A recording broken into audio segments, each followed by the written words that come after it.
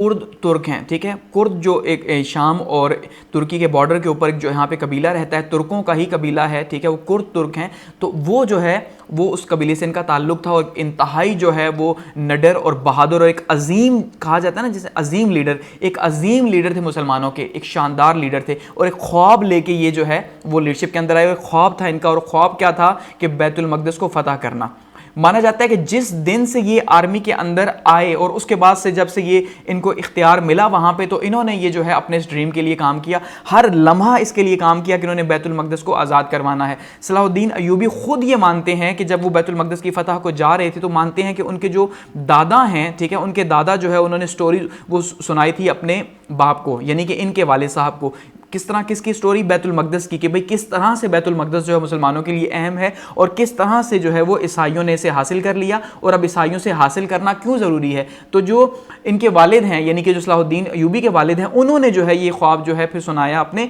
बेटे को कि भाई किस तरह से जो है मैं चाहता हूँ कि अगर मैं ज़िंदगी में हासिल नहीं कर सका तो तुम जो है वो ये ख्वाब मेरा पूरा करो और इसको बैतुल मक़दिस को ईसाइयों के कब्ज़े से आज़ाद करवाओ। तो इसका मतलब ये कि बचपन से ही ये एक ड्रीम लेके बड़े हुए थे सलाहुद्दीन अय्यूबी, और वो ड्रीम क्या था कि बैतुल मक़दिस को, फ़लस्तीन को ईसाइयों से आज़ाद करवाना इनकी ज़िंदगी का ये मकसद था, ठीक है।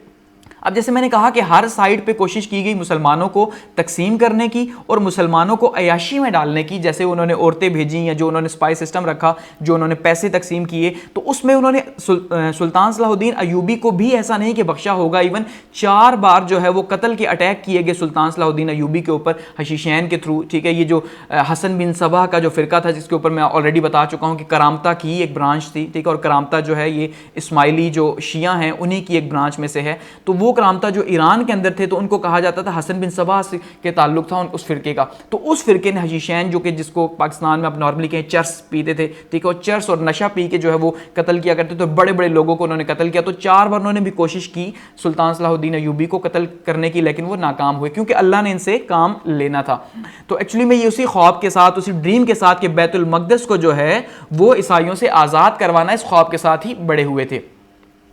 अब क्या है जी, ये जंगी आर्मी के अंदर जो है वो जनरल थे। अब अगर हम थोड़ी सी देखते हैं बायोग्राफी तो हमें थोड़ा सा आइडिया होगा कैसे ये फ़लस्तीन तक पहुंचे। तो उसमें ये सबसे पहले मिस्र के अंदर जो है वो भेजे गए थे, वहाँ पे जंगी आर्मी की तरफ से। अब अगर आपने लास्ट वीडियो देखी हो फ़ातिमी खिलाफत की, तो उस फ़ातिमी खिलाफत में मैं डिटेल से बता चुका हूँ कि किस तरह से जो है वो फ़ातिमी खिलाफत को जब वहाँ पर उसके एक वज़ीर जो था या वज़ीर आज़म जो मान लें, तो उस वज़ीर आज़म को जब निकाल दिया गया तो वज़ीर आज़म जो है वो नूरुद्दीन जंगी के पास आया और उसने आके मदद मांगी नूरुद्दीन जंगी से कि मुझे आर्मी चाहिए। तो फिर क्या हुआ था कि फिर नूरुद्दीन जंगी ने जो है वो शेर कोह के, जो उसका एक ज़बरदस्त किस्म का सिपाही था, उस शेर कोह को जो है, जो कि चचा था सलाहुद्दीन अय्यूबी का, उसको भेजा कि भाई आप जाके मदद करें। तो उस टाइम पे वो यहाँ पे आगे वज़ीर-ए-आज़म बने फातिमी एम्पायर के अंदर। उनकी वफ़ात के बाद जो है फिर सलाहुद्दीन अय्यूबी यहाँ पे हेड बना, और फिर जब फातिमी एम्पायर ख़त्म हो गई तो सलाहुद्दीन अय्यूबी जो है वो इंचार्ज बन गया मिस्र का, हाकिम बन गया मिस्र का। तो इस तरह से सलाहुद्दीन अय्यूबी ने जो है वो हासिल की। तो वो मैं ऑलरेडी पिछली वीडियो के अंदर फातिमी एम्पायर के अंदर बता चुका हूँ। तो अगर शॉर्टली देखें तो शेर को जो है, जो इनके चचा थे सुल्तान सलाहुद्दीन अय्यूबी के और जो बेहतरीन जनरल थे नूरुद्दीन जंगी के, उनको जो है फातिमी खिलाफत की हेल्प के लिए भेजा गया और साथ में अय्यूबी को भेजा गया था, ठीक है। तो वो जो है उन्होंने जाके वहाँ पे हेल्प की और उसके बाद जो है अय्यूबी वहाँ पे गवर्नर बन गया मिस्र के अंदर, ठीक है। और तब तक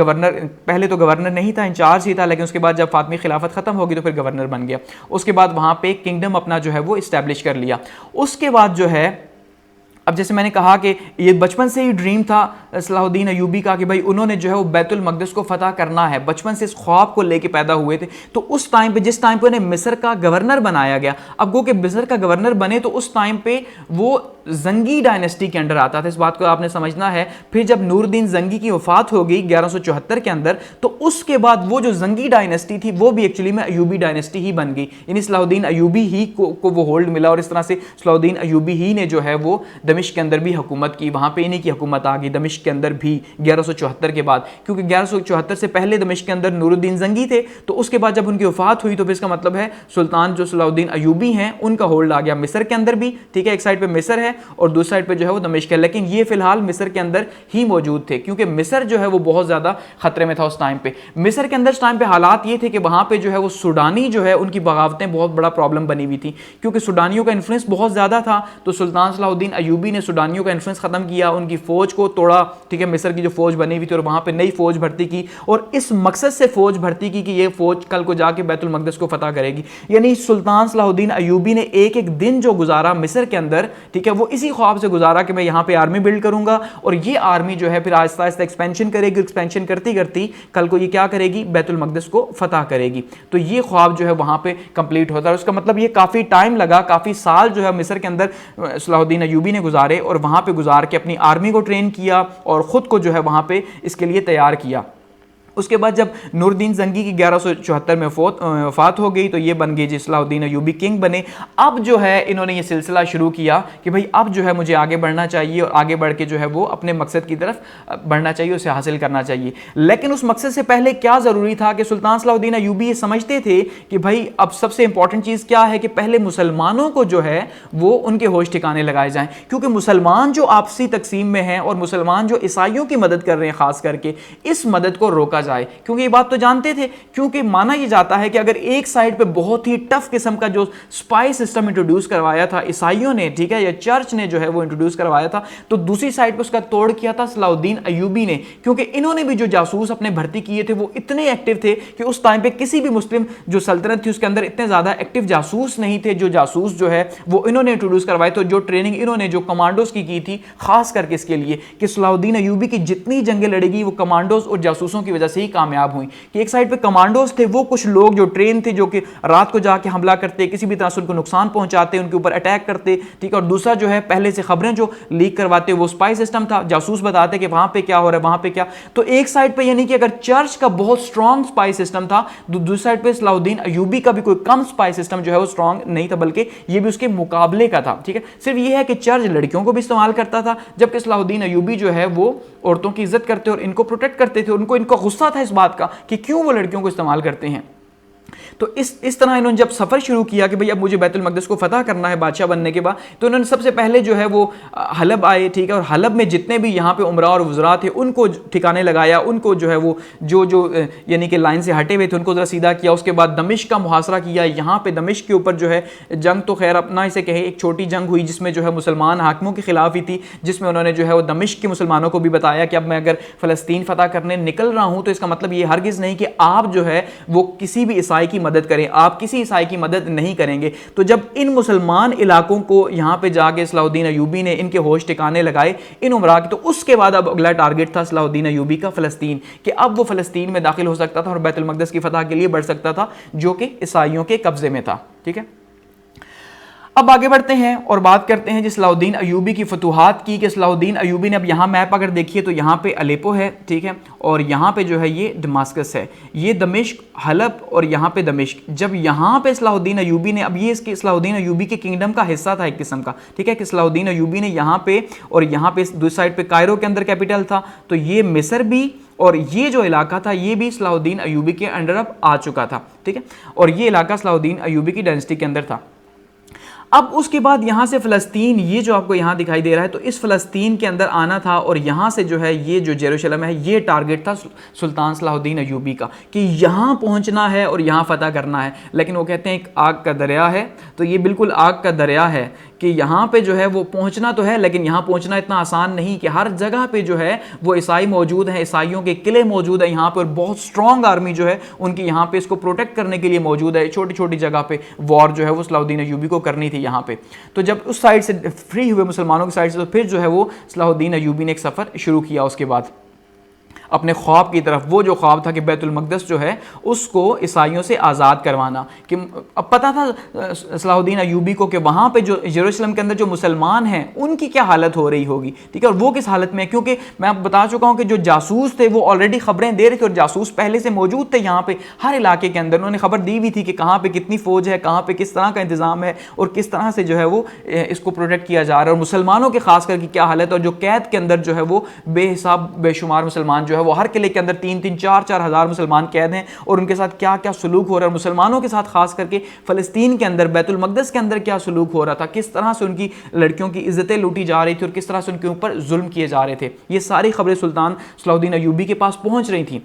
अब सुल्तान सलाहुद्दीन अयूबी जब भी जंग के लिए निकलते तो वो जुम्मे का दिन जो है वो रखा करते थे कि भाई जिस टाइम पे जुम्मे का खुतबा माना जाता है हो रहा होता, तो सुल्तान सलाहुद्दीन अय्यूबी ये मानते हैं कि वो टाइम जो है वो दुआओं की कबूलियत का टाइम होता है। तो इस वजह से सुल्तान जो है वो उस टाइम पे निकलते कि भाई ये दुआ की कबूलियत का टाइम है और मैं जो है वो काफिरों के खिलाफ लड़ने के लिए जा रहा हूँ और इस टाइम पे निकलूंगा। तो हर कंपेन जो उन्होंने शुरू की जुम्मे को की, इसी वजह से उसमें उन्हें कामयाबी भी मिली। तो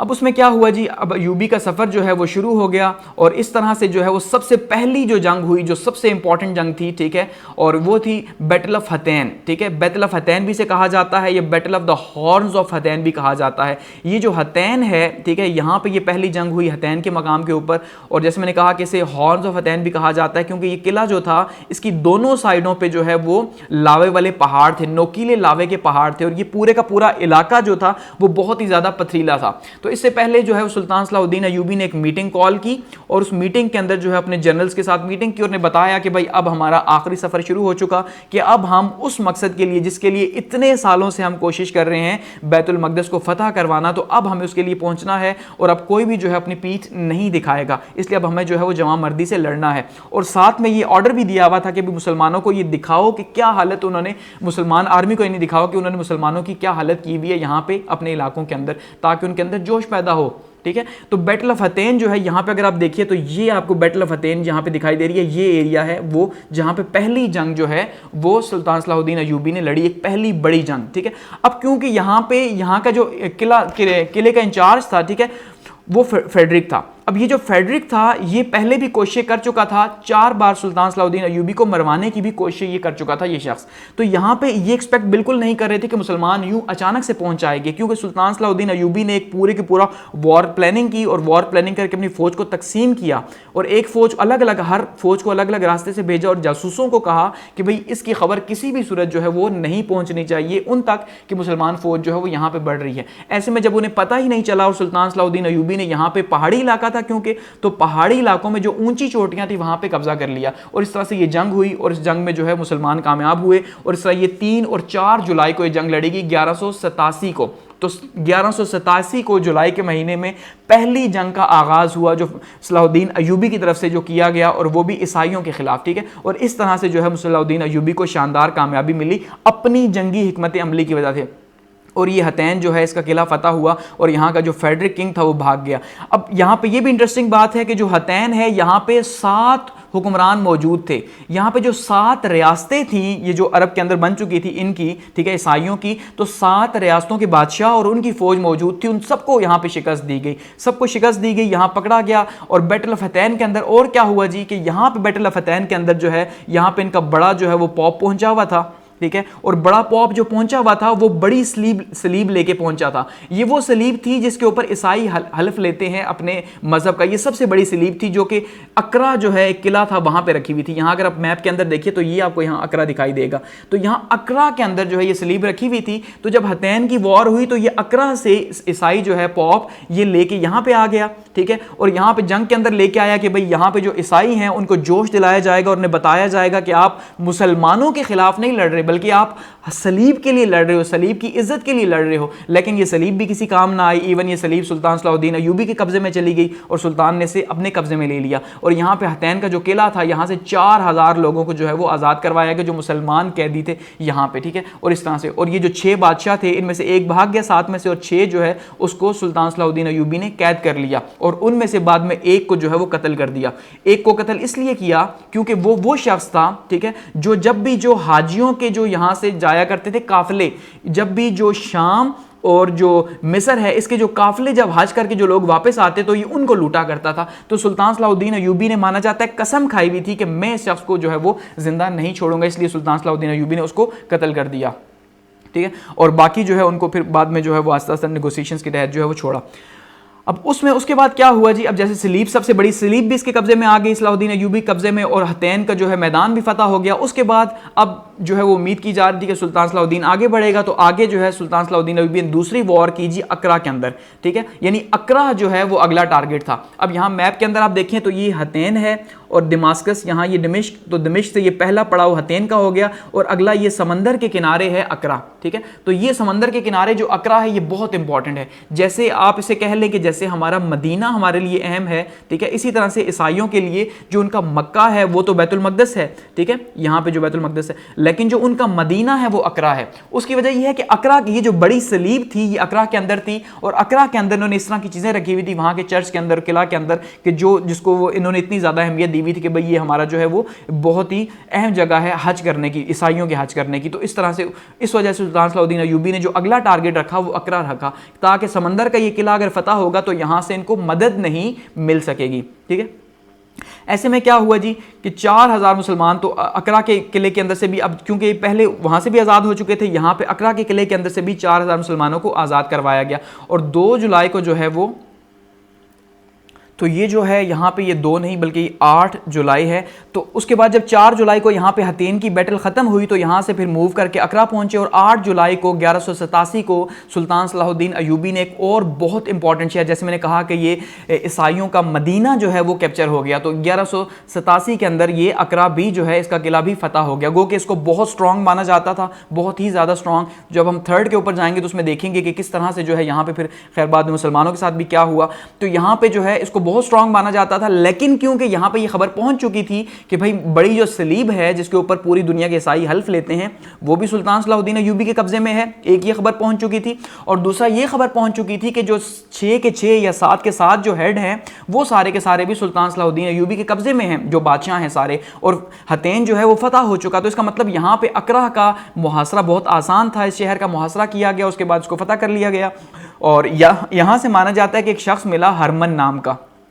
ये जो हरमन नाम का शख्स था ये वो शख्स था जिसके पास लड़कियां थी, तकरीबन 40 के करीब इसके पास लड़कियां थी, खूबसूरत तरीन लड़कियां। तो ये शख्स जो है ये लड़कियों को ट्रेन किया करता था। ये वो शख्स था जो कि पूरी इस्लामी दुनिया के अंदर इस एक शख्स ने जो है वो तबाही मचाई हुई थी कि लड़कियों को ट्रेन करता, उन लड़कियों को छोटी उम्र में ले लिया जाता या अगवा कर लिया जाता और उसके बाद उन्हें जो है मुख्तलिफ जगहों पर जो है वो भेजा जाता ट्रेन करके जासूसों के तौर पर। तो ये भी जो है वो सुल्तान सलाहुद्दीन अय्यूबी के हत्थे चढ़ा और सुल्तान ने फिर से दमिश्क के जो है वो कैद खाने में कैद कर दिया और बाद में लड़कियों को जो है वो फिर माना जाता है कि मुसलमान जोश में आके उसने इनको कत्ल कर दिया, लड़कियों को आधी से ज़्यादा कत्ल हो गई और कुछ भाग गई। ठीक है, तो इस तरह से ये जो है वो अकरा का किला भी फतह हो गया। उसके बाद जो है जी, क्योंकि अब अकरा के अंदर बड़ी स्लीप भी मौजूद थी तो वो भी फिर उसके बाद सुल्तान सलाहुद्दीन अय्यूबी ने फिर माना जाता है बाद में वापस भी कर दी, लेकिन जंग तक वो सुल्तान के पास ही रही। ठीक है,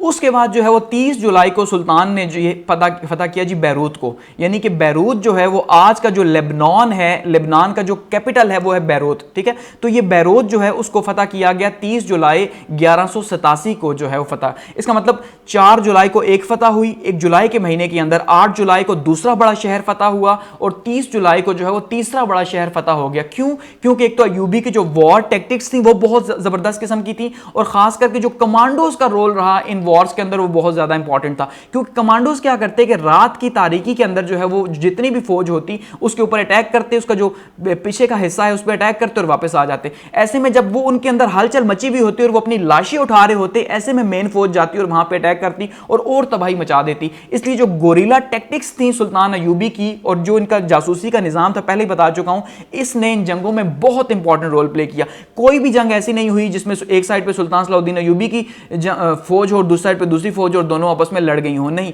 बल्कि सुल्तान को पता था कि उसकी फौज जो है बहुत कम है, सिर्फ 20,000 लोग लेके सुल्तान मिस्र से निकला था और यहां पे लाखों की फौज थी। तो इसका मुकाबला ऐसे तो हो नहीं सकता था, इसका मुकाबला ऐसे ही था कि जो है वो गोरिल्ला टैक्टिक्स और कमांडो टैक्टिक्स यूज की जाए और इनको तोड़ा जाए, इनको वहां पे छोटा छोटा छोटा करके जो है वो इनको वहां परेशान किया जाए, इनको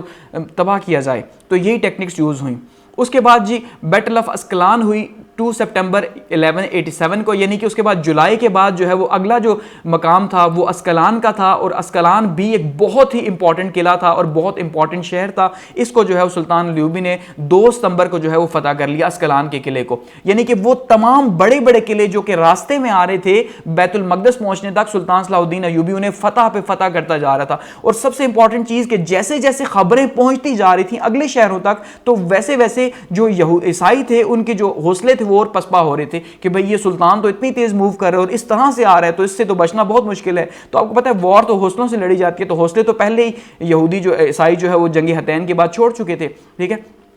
तो ये जो अस्कलान है 34 साल यहाँ पे फ्रैंक ने हुकूमत की थी। फ्रैंक इसका बादशाह था और 34 साल की हुकूमत के बाद यहाँ पे दोबारा से मुसलमानों के पास इसकी हुकूमत आ गई अस्कलान शहर की, और यहाँ पे लोगों ने सजदे किए, शुक्र बजा लाया कि भाई हमें यहाँ से आज़ादी मिली है 34 साल के इस रूल के बाद।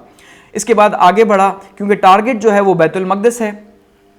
और आगे बढ़ा जी। इस तरह फिर सुल्तान सलाहुद्दीन अयूबी ने जो है वो बैतुल मक़दिस का पड़ाव कर लिया। आखिर वो आखिरी जो है वो मिशन आ पहुंचा जहां पे सुल्तान ने पहुंचना था, वो आखिरी बड़ा शहर। ऐसा नहीं कि अब सब के सब इलाके जो साइडों के थे, जो गिरदो नवाह के थे, वो सारे ही फतह हो गए, ऐसा नहीं है, वो फतह नहीं हुए थे सारे। लेकिन जो जिस रास्ते से सुल्तान ने आना था उस रास्ते में जो जो इंपॉर्टेंट पॉइंट्स आ रहे थे वो सबको साफ करता आ रहा था, और वहां से यहूदियों को, ईसाइयों को, सॉरी बार बार यहूदी आ रहा है, ईसाइयों को जो है वो निकालता जा रहा था कि भाई ईसाई वहां नहीं रह सकते, वो फिदिया दें और वहां से निकलें। क्यों? क्योंकि उनका वहां रहना जो है वो खतरा था। ऐसे में क्योंकि मुसलमानों के साथ उन इलाकों में बहुत जुल्म हो रहा था। ये 90 साल का एक अरसा गुजरा था कि 90 साल में जो है यहाँ पे ईसाइयों की हुकूमत थी, और 90 साल में मुसलमानों के साथ हर तरह के जुल्म किए गए, हर तरह के। और यहाँ पे बैतुल मक़दिस के जो मुसलमान हैं उनको, वो अपने बच्चों को बस कहानियां ही सुनाते थे कि भाई यहाँ कोई आएगा फाते, और कोई फाते आके इसको फतह करेगा। बस ये सिर्फ कहानियां थी। जैसे मैंने कहा कि वो सुल्तान अयूबी जो है उनको भी उनके वालिद ने कहानियां सुनाई थी कि तुमने जो है वो फतह करना है ये इलाका, ठीक है। तो वो उनके ख्वाहिश थी बचपन से कि मैंने जो है वो बैतुल मक़दिस को फतह करना है। तो आहिस्ता आहिस्ता ये खबर पहुंच चुकी थी बैतुल मक़दिस तक। देखिए यहाँ पे आप देखिए तो ये जेरूशलम है। अब यहाँ से फतूहात का सिलसिला जो है वो बढ़ता हुआ आगे आ रहा है। तो यहाँ पे जो है खबर पहले से पहुँच चुकी थी कि भाई जो है वो सुल्तान सलाहुद्दीन अयूबी जो है मुसलमानों का एक अजीम लीडर जो है वो यहाँ पे आ रहा है, और हमें आज़ादी मिलने लगी है बहुत जल्द। इसके नतीजे के तौर पे क्या हुआ कि यहाँ पे इतना जुल्म सितम हुआ। पहले बहुत ज़्यादा जुल्म सितम था, लेकिन वो जो जंगें हारी थी उस हार का बदला जो है वो मुसलमानों से यहाँ लेना शुरू कर दिया। और यहाँ का जो पादरी था, ठीक है, उस पादरी ने जुल्म की इंतहा कर दी। यहाँ पे मुसलमानों को लटकाया गया, उन्हें जो है उनके गले काटे गए, औरतों की जो है वो अस्मतें पामाल की गई। इस तरह से इतना जुल्म उनके ऊपर किया गया कि भाई अयूबी यहाँ क्यों आ रहा है इस गुस्से के अंदर। तो यहाँ जो चर्च का हेड था वो था तरीके आज़म, ठीक है। यहाँ पे जो हेड था वो कौन था? तरीके आज़म था, और ये चर्च का हेड था, यानी पॉप था। और ये आर्मी का भी यहाँ पे हेड बना हुआ था, चर्च का भी हेड था, और इसने जंग को खुद लीड किया कि भाई मैं जो है वो लीड करूंगा। और माना जाता है कि भाई इसने जो है वो क्या किया जंग से पहले, कि अब जब सेज हो चुका था, मुहासरा हो चुका था बैतुल मक़दिस का, कि बैतुल मक़दिस को अब हर तरफ से जो है वो घेर लिया गया उस शहर को मुसलमानों ने, लेकिन वो बहुत ज़्यादा मजबूत था, उसकी दीवारें बहुत ज़्यादा मजबूत थी, तो एकदम से अटैक नहीं किया जा सकता था। क्योंकि जितनी भी आर्मी जो दूसरी जंगों से, जो जितनी भी जंगें हुई थी, हतैन की, अस्कलैन की या अस्करा की जो जंगें हुई थी, उन जंगों से जितने यहूदी बचे थे या ईसाई बचे थे, वो सारे के सारे ईसाई जो है वो यहाँ पे आके जमा हो गए थे। यानी वो सारे ईसाई बैतुल मक़दिस में आके जमा हुए, और दोबारा से यहाँ पे बहुत बड़ी आर्मी जो है वो बिल्ड हो गई कि अब उन्होंने मिलकर जो है वो सामना करना। तकरीबन 2 लाख की आर्मी मानी जाती है यहाँ पे इस टाइम पे अंदर मौजूद थी, कि इस 2 लाख की आर्मी ने अब सामना करना था। अब शहर के अंदर 3 तरह के उस टाइम पे लोग मौजूद थे। अगर बैतुल मक़दिस की बात की जाए, एक तो थे मुसलमान जो कि उस टाइम पे जो है बहुत ज्यादा मार खा रहे थे, बहुत ज्यादा, और उनके अंदर जो खुशी का जज्बा पैदा हुआ, और जो उनके नारे थे कि भाई अब हमें आज़ादी मिलने लगी है, अब जो है ये 90 साल का जुल्म सितम खत्म होने लगा है, क्योंकि बाहर सुल्तान सलाहुद्दीन अयूबी बैठा हुआ है और किसी भी टाइम पे जो है वो ये किला फतह हो जाएगा। उसके बाद जो है जी दूसरी साइड पे ईसाई थे, और ईसाई जो है, अब ईसाई भी इंतहाई डरे हुए थे, क्योंकि उन्हें ये लगता था कि अब सुल्तान अयूबी जो है जब यहाँ पे अटैक करेगा तो वो तो उसके बाद किसी को नहीं छोड़ेगा, हर ईसाई जो है उसकी गर्दन कलम कर दी जाएगी, और इस तरह से बातें की गई। और तीसरा जो है वो फौज मौजूद थी। अब फौज के अंदर भी 2 तरह के लोग थे, एक वो थे जो लड़ना चाहते थे, दूसरे वो थे जो पहले से डरे हुए थे और वो लड़ना नहीं चाहते थे, ठीक है। तो ऐसे में जो है वो निगोशिएशंस करना चाहते थे कि भाई निगोशिएशंस के थ्रू हल किया जाए। लेकिन जैसे मैंने कहा कि ये जो तरीके आज़म था, जो चर्च का हेड था, इसने जो है वो गली गली मोहल्ले मोहल्ले जाके जो है वो सलीब उठा के घूमता, और सलीब उठा घूम के बताता कि भाई मुसलमान आ रहे हैं तो आपने इनके खिलाफ लड़ना है। और जो किंग था उस टाइम पे, यहाँ का जो हेड था, जो जनरल था बड़ा, वो था गाय ऑफ लुजियान, ठीक है, जिसको पहले कैप्चर कर लिया गया था लेकिन बाद में फिर छोड़ा गया था, और यहाँ पे जो है वो आया। तो गाय ऑफ लुजियान जो है यहाँ पे इनका हेड था। ये 2 हेड थे। अब क्या हुआ जी, जंग शुरू हो गई, और जंग शुरू हुई और पहले तो 4 दिन जो है वो कोई कामयाबी हासिल नहीं हुई मुसलमानों को, और मुसलमानों को बहुत ज़्यादा नुकसान भी हुआ। लेकिन उसके बाद जो है उस सुल्तान सलाहुद्दीन अयूबी ने जो रुख है वो बदला, यानी पहले एक साइड पे था दीवार की, अब वो दूसरी साइड पे गया, एक नाजुक साइड थी दीवार की, और वहाँ पे जाके मंजनीकों से अटैक किया, क्योंकि मुसलमानों के पास बहुत बड़ी बड़ी मंजनीकें थी जो बड़े बड़े पत्थर फेंका करती थी और जो किले की दीवारें तोड़ा करती थी। एक वो मंजनीकें थी,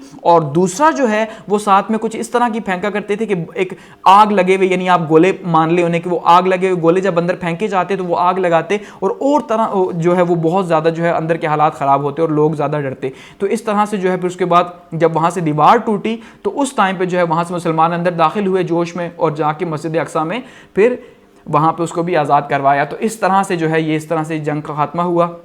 और बैतुल मक़दस जो है वो मुसलमानों के कब्ज़े में आ गया। और सुल्तान सलाहुद्दीन अय्यूबी ने सबसे पहला काम क्या किया कि मस्जिद अक्सा में गए और मस्जिद अक्सा में जाके वहाँ पे सुल्तान ने नमाज अदा की, शुक्र किया और वहाँ पे माना जाता है सुल्तान बहुत रोए। यानी सुल्तान सलाहुद्दीन अय्यूबी की वो जो बचपन की एक ख्वाहिश थी, जो एक ख्वाब था, एक ख्वाब देखा था कि बैतुल मक़दस को आज़ाद करवाना है ईसाइयों से, वो ख्वाब पूरा हुआ और इस तरह से जो है वहाँ पर जाके इबादत की सुल्तान ने, ठीक है। और माना जाता है कि वो जो नूरुद्दीन ज़ंगी ने, वो जो मैंने आपको बताया था कि जो मिंबर बनवाया था, तो वो नूरुद्दीन ज़ंगी की वफ़ात के बाद उसकी बीवी और उसकी बेटी ने जो है वो ला के दिया था सुल्तान सलाहुद्दीन अय्यूबी को कि अब आप जो है बैतुल मक़दस फ़तह करें, तो आप ये जब बैतुल मक़दस फ़तह करेंगे तो उस मिंबर को वहाँ पे जाके रखना है। बहुत सी बुक्स के अंदर आपको ये मिलेगा कि वो मिंबर जो है वो सुल्तान सलाहुद्दीन अय्यूबी का खुद ही उसने बनाया था इस ख्वाहिश से कि भाई जब मैं मस्जिद फ़तह करूँगा मैं, ठीक है, तो मस्जिद अक्सा तो वहाँ पर ये जो है मिंबर लगाऊंगा। लेकिन कुछ का ये मानना है और ये ज़्यादा स्ट्रांगली है कि भाई ये नूरुद्दीन ज़ंगी ने बनवाया था। तो फिर वहाँ पर उस मिंबर को रखा गया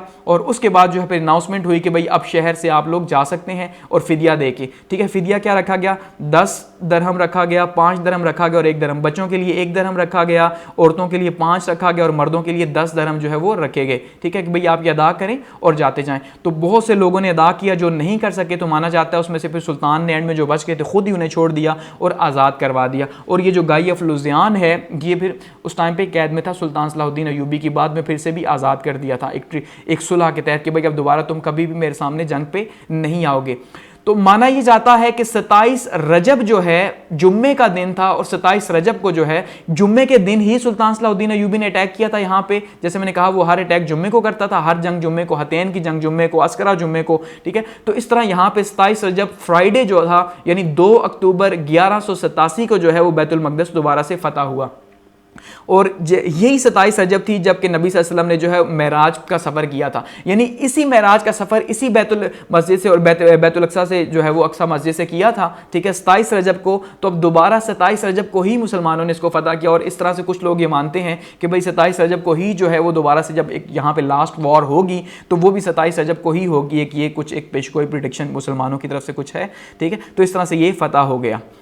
अब इसमें अगर हम बात करें कि सलाहुद्दीन अय्यूबी की जो लीडरशिप थी उसने सबसे इंपॉर्टेंट रोल प्ले किया। देखिए वहाँ पे मुसलमान तो कम नहीं थे, इर्द गिर्द की जो इलाके थे वहाँ पे मुसलमान मौजूद थे, लेकिन ये सिर्फ सलाहुद्दीन अय्यूबी के हिस्से में ही आना था। क्यों? क्योंकि उसकी नीयत साफ थी और मकसद जो है वो बिल्कुल साफ था कि भाई जो है वो मस्जिद अक्सा को आज़ाद करवाना है। तो ये आप देखिए यहाँ पर मस्जिद अक्सा उसको फिर आज़ाद करवाया और उसके बाद जो है फिर माना जाता है कि अगली जंग में जो है सुल्तान सलाहुद्दीन अय्यूबी ने पूरी रात जो है वो मस्जिद अक्सा के अंदर इबादत की। पूरी रात रोता रहा सुल्तान कि भाई मेरी मदद करो और या अल्लाह किसी तरह से ये जो शहर है दोबारा से उनके कब्जे में ना चला जाए। तो पूरी रात सुल्तान जो है वो यहाँ पे रोया, ये माना जाता है। इसी तरह से सुल्तान की जो आर्मी है उसका बहुत इंपॉर्टेंट रोल रहा क्योंकि उसका जोश बहुत इंपॉर्टेंट था। 4 साल मुसलसल सुल्तान की आर्मी ने जो है वो जंगें लड़ी, 4 साल बगैर किसी रुकावट के, ठीक है, बगैर किसी जो है वो आराम के 4 साल। इनके जो कमांडोज थे, जो गोरिल्ला टैक्टिक्स थी, उन्होंने सबसे इंपॉर्टेंट रोल प्ले किया स्टार्ट से एंड तक के और मुसलमानों को कामयाबी मिली। और उसके बाद ये माना जाता है